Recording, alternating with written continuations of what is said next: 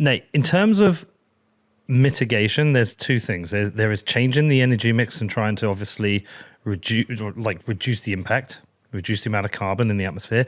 But the second thing is an acceptance of the increase in carbon in the atmosphere and what we can do in terms of adaptation, in terms of preparing ourselves to adapt to a changing climate.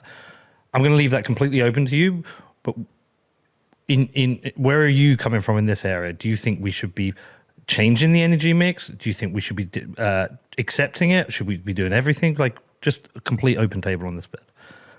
We need to do everything in our power to reduce to whatever extent that humanly possible, right? We're never going to get rid of fossil fuels. And I think there's a miscalculation here between fossil fuels and organic chemistry, right? It's been a while since I did organic chemistry. I'm an inorganic chemist, but the more we do, talk about with OTEC, I can run a Sabatier reaction. I can generate methane. What is that? I can make methane. Synthesizing hydrocarbons, basically. Okay. Right. I can make methane. I can do a Fischer-Tropsch reaction and make synthetic fuels, right? Bear in mind, can you do it economically? And I'm not talking about OTEC. Yeah. I'm talking about at any power generator. And so with zero marginal cost energy, you can do anything, right? If you have zero marginal cost energy, like this is the plan that Elon has to go to, Mars, right? He's not bringing the fuel with him. He's going to make it. Now, I don't think we can do it on Mars. Put it on the ocean. I want to just temper what you said there, because I don't want to interrupt, but it's truly like there's an amortized capital cost that really needs to be considered. Yep. And what's the net present value of that? What's the, that's truly what the matters. idea is to build. We That's have the enough actual energy around the world. When you look at a Kardashev 1 society, that's defined by the incident radiation from the sun on planet Earth, right? It makes, in order to make and bring prosperity to humanity, we have to bring energy to more people, right? And fossil fuels have had about 150 years to do that, and they've failed miserably. There's so much... Failed miserably at what? Bringing energy, to poor regions. There are 3 billion people who have no access to energy, and it wasn't renewables who left them in energy poverty. It was solely the fossil fuel industry who took all that easy, sweet crude that bubbles to the surface, used it for themselves, and left these people in poverty. They have nothing.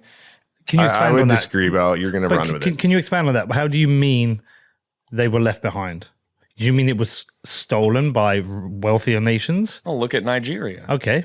Nigeria, Shell and BP go into Nigeria.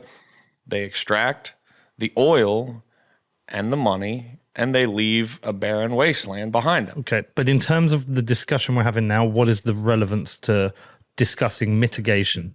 So we've taken all of the easy fossil fuels. We've built beautiful homes. We've built our society.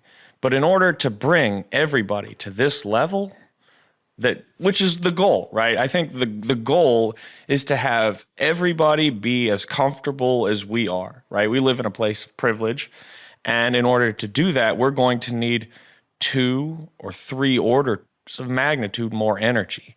And this is not something fossil fuels can accommodate. This is something that only, building out nuclear, building out hydro where it's possible, building out geo where it's possible, building out OTEC where it's possible, and then using fossil fuels to fill in the rest of the gap so that we reduce our reliance on it, because it comes back down to energy security, right? If you're dependent on fossil fuel production in Russia, right? If you were the prime minister of Germany and you shut down all the nuclear plants and then went to work for Gazprom and then built those pipelines, who are now holding holding Germany, by the neck, right, and causing all the energy problems and across all of Europe, right?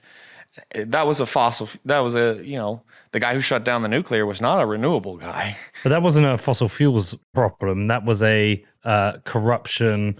But he went to go work for Gazprom. Oh, no, but what I'm saying, the issue pipeline. there, but the issue there is incentives and greed and corruption and policy. It was fiat. It was fiat. It's It was fiat fiat. maximalism that You can't embezzle drives money on the Bitcoin blockchain. it's the economics of violence and the petrodollar and the like.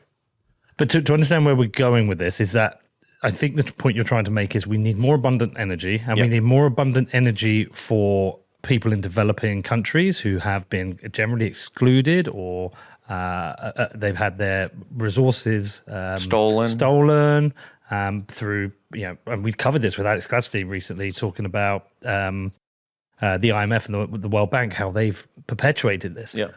But so at this point, what we're talking about is increasing the amount of energy available to people, but you're saying we shouldn't be doing this just through fossil fuels because We can't do it through fossil because there isn't enough, or it would lead to an even faster, rapid increase in the temperatures. It's both. One, the only fossil fuel we have enough of to even start to scratch at that energy disparity is methane. And the problem with methane is the infrastructure costs.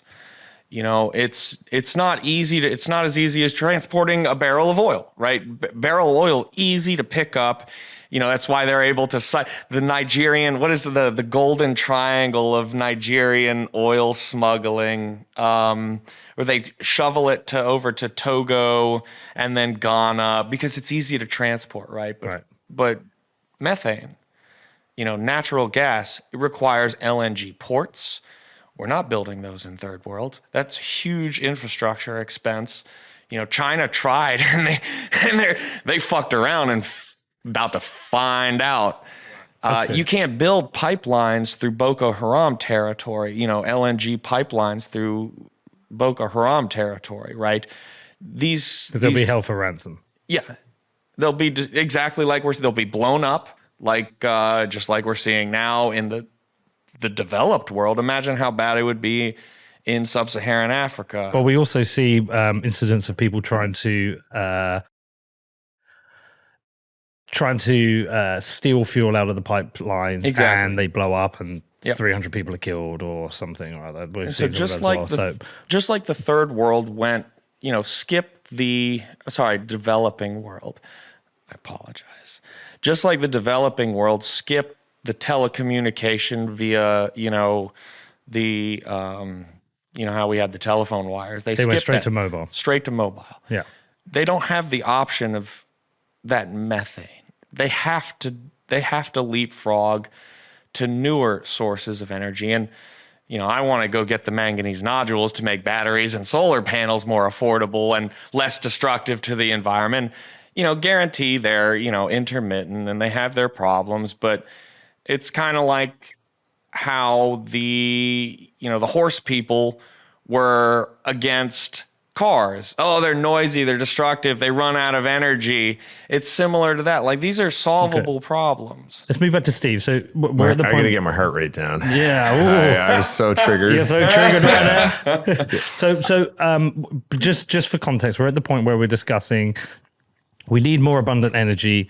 We need it around the world, especially need it in developing countries who have had their development slowed down because they haven't had access to fossil fuels the way we have. Yes, the issue is vastly more complex than that, and there's lots of politics and corruption that goes into that. But in terms of the idea of having more abundant energy around the world, but developing nations essentially having to skip fossil fuels and going straight to renewables, where are you at with that? And if there's other bits you need to talk about, please do. And let them speak. Almost everything you said, I would say either strictly disagree with or have nuance to add. Mm-hmm.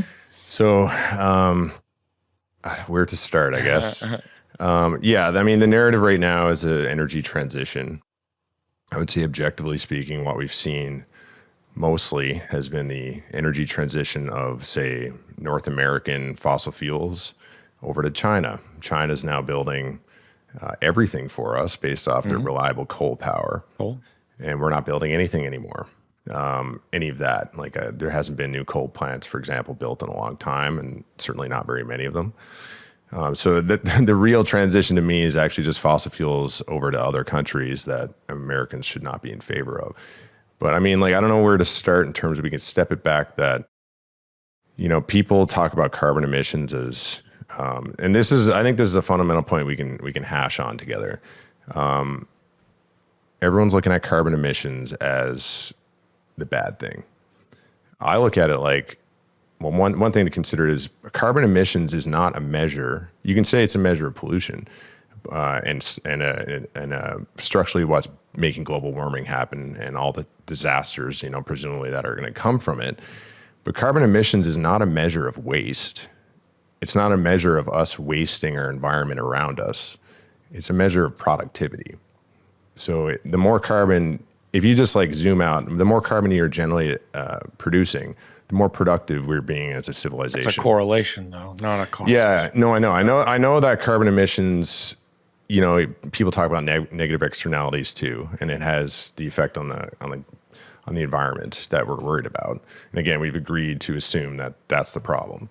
But it's really not, like looking at it from an engineering system, we shouldn't be worried about the byproduct of productivity, because it's called a negative byproduct. You can even argue if it is or not, but and there let's are assume it is. greenhouse gases that are not carbon based. They're just, so CO2e is the the real equivalence. unit. The equivalence, And so right? your NOx and your SOx, right, are going to be non-carbon based emissions that do have global. Well, we can effect. pick them all apart and look at them all, but the point is, let's see, finish his point. Yeah, sorry.